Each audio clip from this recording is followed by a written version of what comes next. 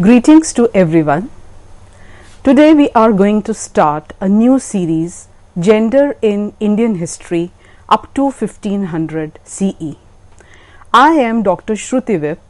I am teaching history in PGDV Evening College, University of Delhi.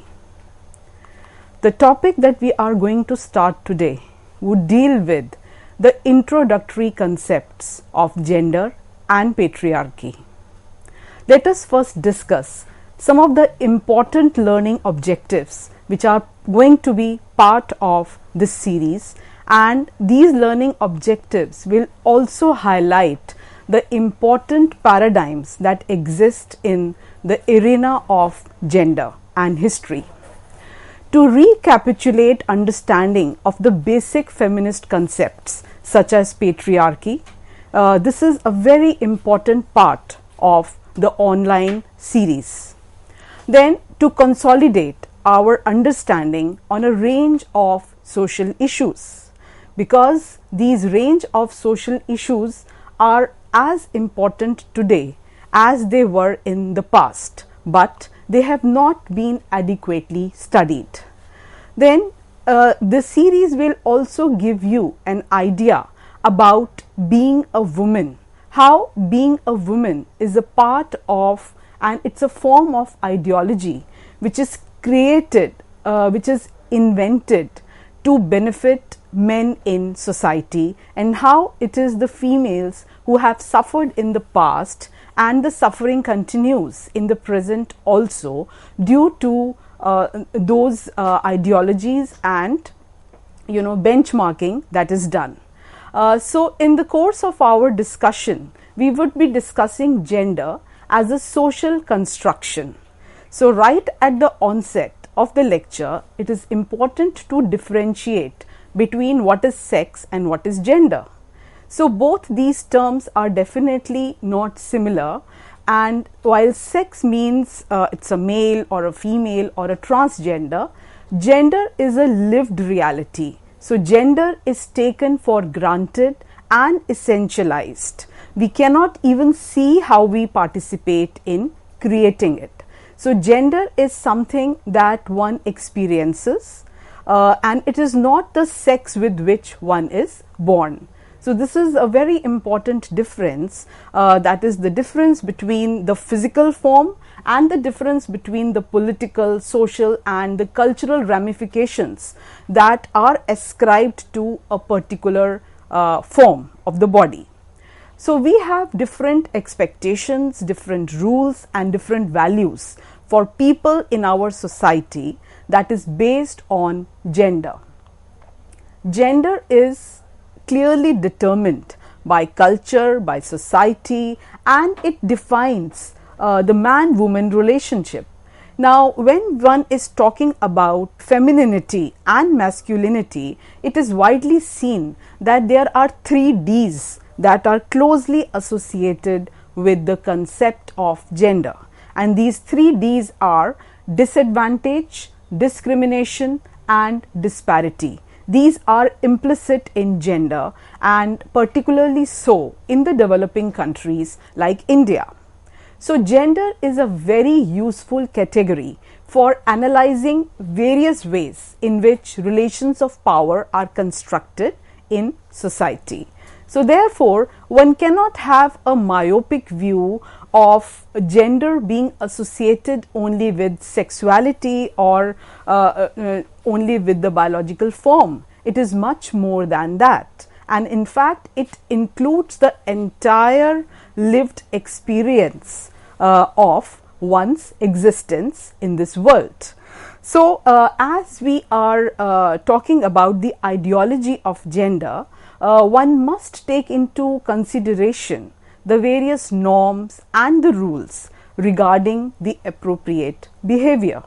So there are a range of beliefs and customs to support these various norms.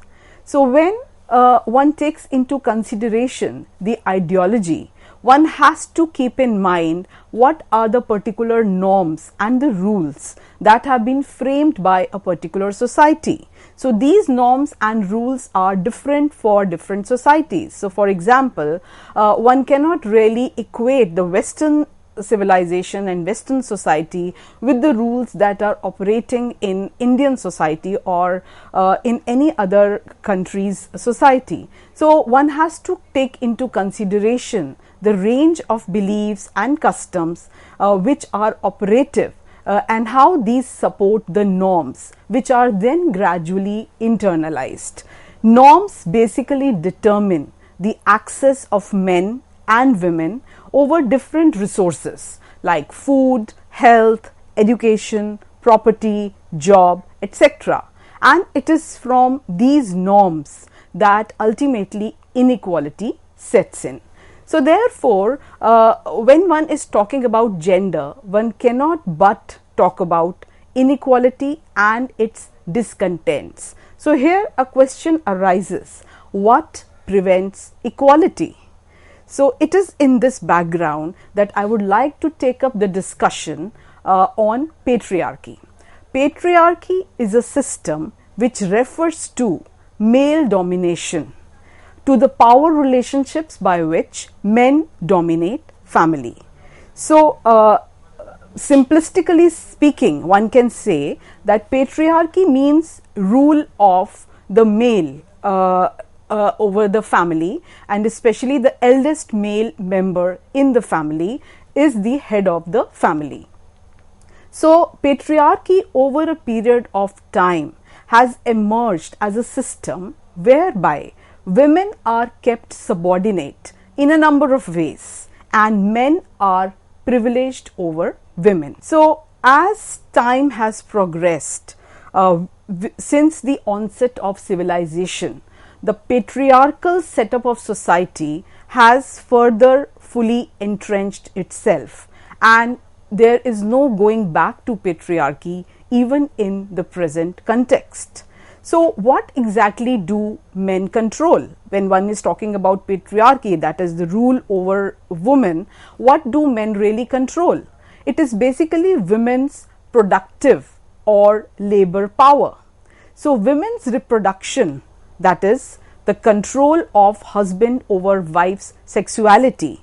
And here I would also like to refer to the state, that how the state, the modern state, is also a patriarchal institution, because as a patriarchal state, it controls women's sexuality through various legal measures, through various laws that are passed, and also it controls women's reproduction through various population control programs.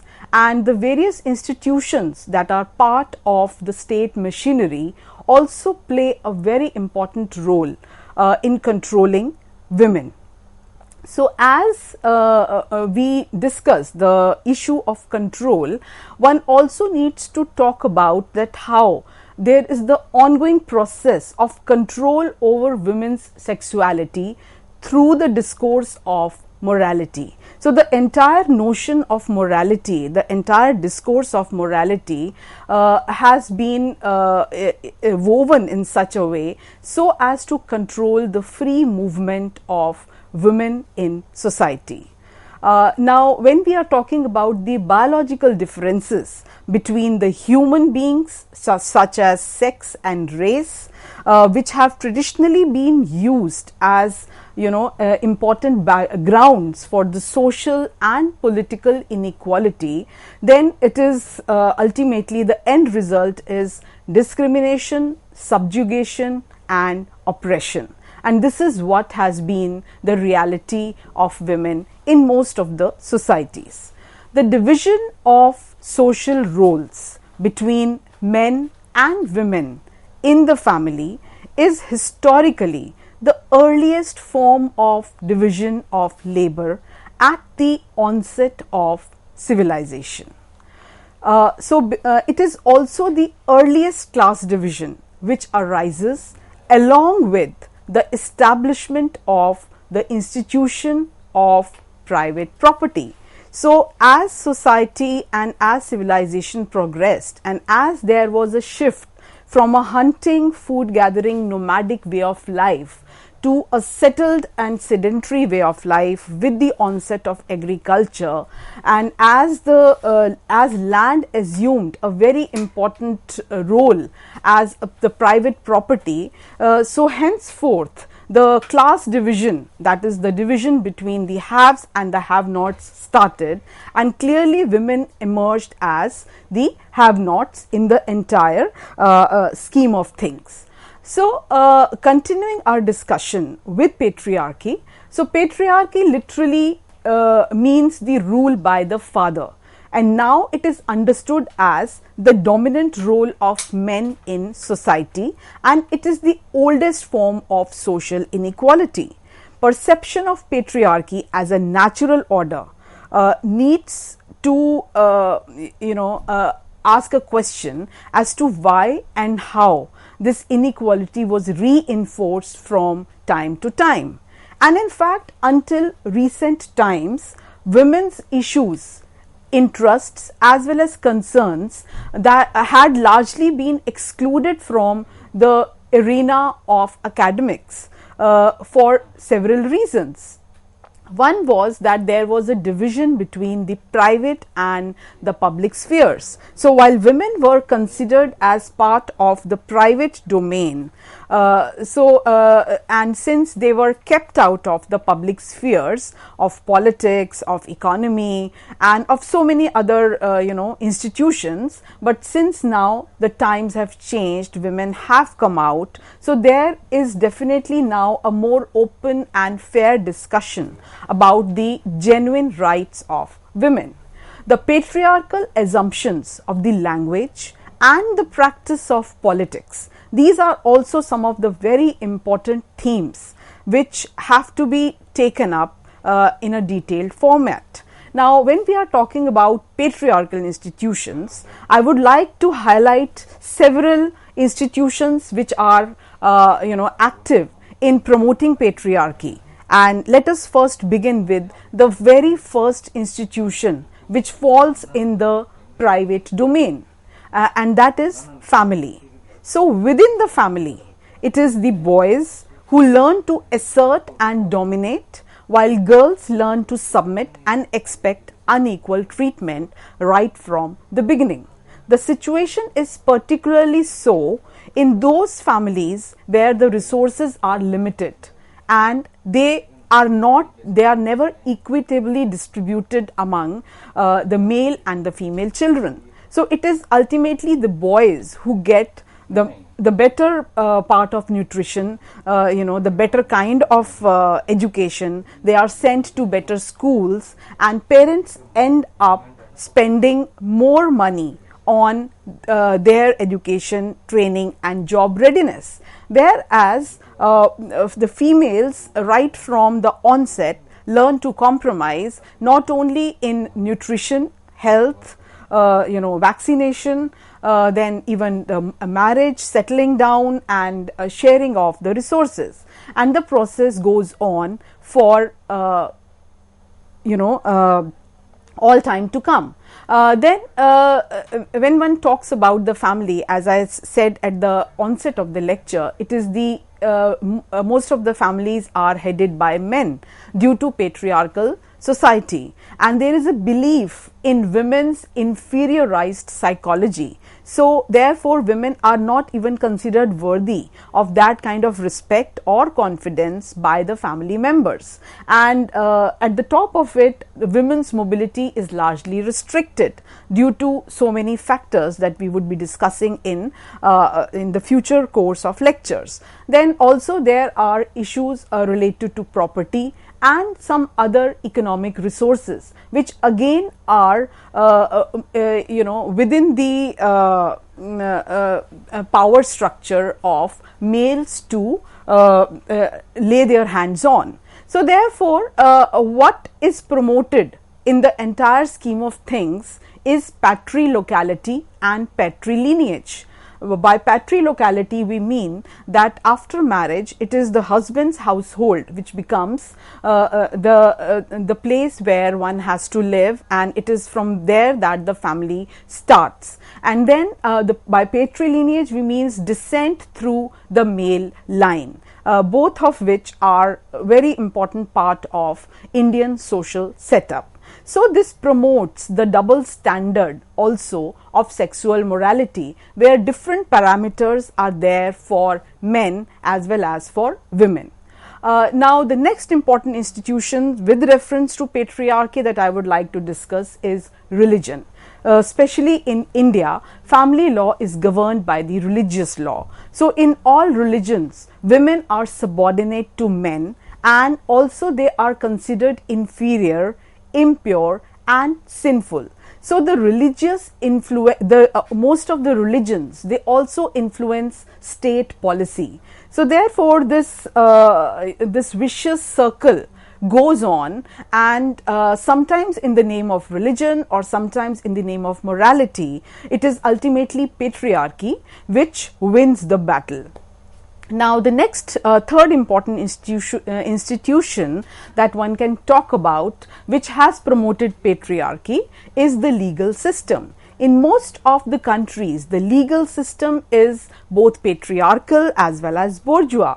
That is, it favors men and also the economically powerful classes. So the legal system has clearly been not in the favor of granting too many powers, or they have indirectly, or in a covert and overt way, they have also kind of kept women away from the power politics. Now the systems of jurisprudence that exist, the judiciary, the judges and the lawyers are mostly men, though now times have changed and a large number of women are entering the legal field. They are studying law and they are practicing judges and lawyers. So definitely now the times are changing. But if one is talking about, say, 3 to 4 decades ago, or even 2 to 3 decades ago, the situation was quite different. Then the next important institution that one can talk about is the economy, the economic system and the various economic institutions that are associated. So it is invariably men who control the economic institutions. They own most of the property, the direct economic activity, and they determine even the value of different productive activities. And while on the one hand this is the scenario, on the other hand it is the private sphere, the household work which is done by women, and this household work which takes up their majority of time is neither recognized nor paid for, as it is completely discounted. The economists have not really counted the way women slog hard. They are fetching water, they are even cultivating in the fields, they are doing the household chores of cleaning and cooking, but none of these activities are considered as economic activities in true sense of the term. So what has been the end result? While women have spent their lives doing all these uneconomic and so-called unproductive activities, the end result has been the feminization of poverty. So, as has been pointed out by the Organization of Economic Cooperation and Development, that is OECD, as per the calculation, it is women who continue to do a majority of housework in India, which amounts to more than 6 hours of unpaid work daily. And if you compare the time spent by men on doing such household works, it does not even amount to 52 minutes, and this is as per the data that was released. Now, with so much of discrepancy that exists, it is but natural to talk of gender pay gaps which exist and which existed in the past and they continue to exist now also, especially in the private sector, as females are more likely to remain poor, thereby reinforcing feminization of poverty. So, this feminization of poverty is one problem that must be taken care of as soon as possible, so that women get their rightful place in work, in the employment statistics.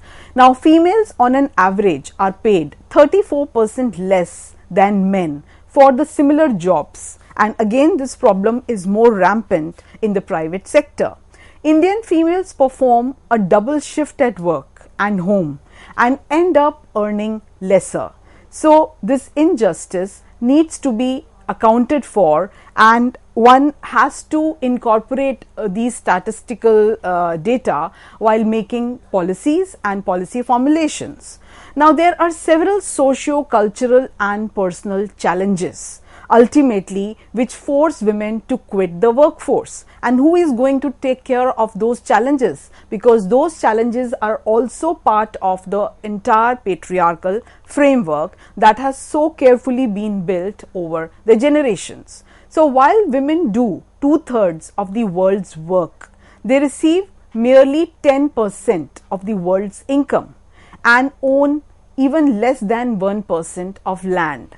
So, with so much of inequality prevalent economically, one can really consider this institution as a very important institution as far as reinforcement of patriarchy is concerned. While talking about women and work, one can make an observation that in many cases women are the primary caregivers, and they are also balancing the challenging of work and family, but none of this is considered when the policies are framed out. So, with this I would like to bring this discussion to an end. Thank you.